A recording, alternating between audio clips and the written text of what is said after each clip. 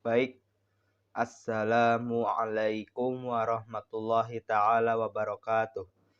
Innal hamdalillah nahmaduhu wa nasta'inuhu wa nastaghfiruh wa na'udzu billahi min syururi anfusina wa min sayyiati a'malina may yahdihillahu fala mudhillalah wa may yudlilhu fala hadiyalah. Asyhadu alla ilaha illallah wahdahu la syarikalah wa asyhadu anna sayyidina Muhammad abduhu wa rasuluh. Amma ba'du, Rabbi sholli sadri wa yassirli amri wahlul 'uqdatam min lisani yafqahu qawli. Perkenalkan, nama saya Syahandra Fakhrullah Junisar, saya kelas 10 agama. Saya akan menjelaskan materi usul fikih, yaitu materi istishab dan syara'u man qabalana. Istishab, menurut bahasa, istishab berasal dari bahasa Arab istashaba, yang artinya menemani atau menyertai.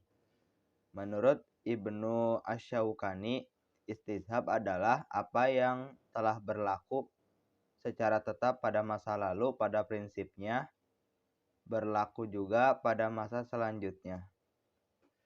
Menurut Imam Ibnu Al-Subki, istishab adalah menetapkan hukum pada masalah yang kedua dengan menggunakan hukum yang pertama karena tidak ada dalil yang mengubahnya.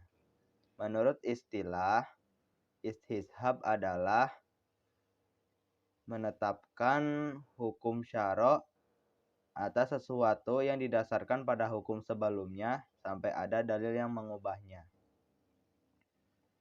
Kedudukan istishab sebagai sumber hukum Islam. Ada sebagian ulama yang menjadikan istishab sebagai sumber hukum Islam dan ada juga sebagian ulama yang menolak istishab dijadikan sumber hukum Islam. Macam-macam istishab. Yang pertama, istishab baro'ah al-asliyah. Istishab ini adalah suatu hukum yang awalnya tidak ada, dikarenakan ada pengubahan dalil maka menjadi ada hukumnya. Yang kedua, istishab as-sifah. Istishab as-sifah yaitu mengukuhkan berlakunya suatu sifat yang berlaku pada suatu ketentuan hukum sampai sifat tersebut mengalami perubahan. Yang ketiga, istishab al-hukmi. Istishab al-hukmi yaitu mengukuhkan pemberlakuan suatu hukum boleh, mubah, atau larangan, haram. Istishab syarak atau akal. Istishab syarak atau akal yaitu keberadaan hukum pada sesuatu ditetapkan berdasarkan akal atau syarak.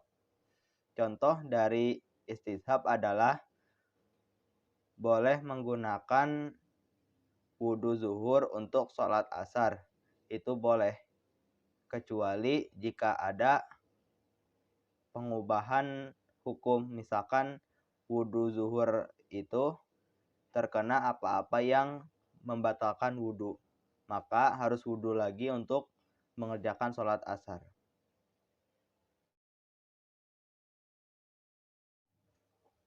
Syara'u man qabalana. Secara bahasa, syara'u berarti jalan yang lurus, mengalir, atau tempat yang dilintasi orang ingin minum untuk menghilangkan rasa haus. Menurut istilah, syara'u man qabalana adalah syariat umat sebelum kita, sebelum umat Nabi Muhammad SAW. Kedudukan syara'u man qabalana. Syara'u man qabalana adalah syariat umat sebelum kita, yaitu umat Nabi Muhammad SAW. Syariat umat sebelum kita juga menjadi syariat bagi kita juga. Hal itu terjadi apabila Al-Quran dan Sunnah menjelaskan bahwa syariat tersebut diwajibkan baik untuk mereka semua ataupun untuk kita. Pembagian syara'u man qabalana. Pembagian syara'u man qabalana dibagikan menjadi dua.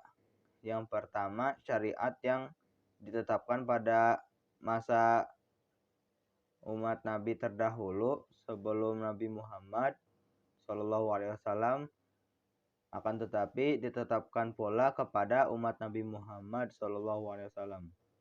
Yang kedua, syariat yang ditetapkan pada masa-masa umat Nabi terdahulu sebelum Rasulullah, akan tetapi tidak disyariatkan kepada umat Nabi Muhammad SAW.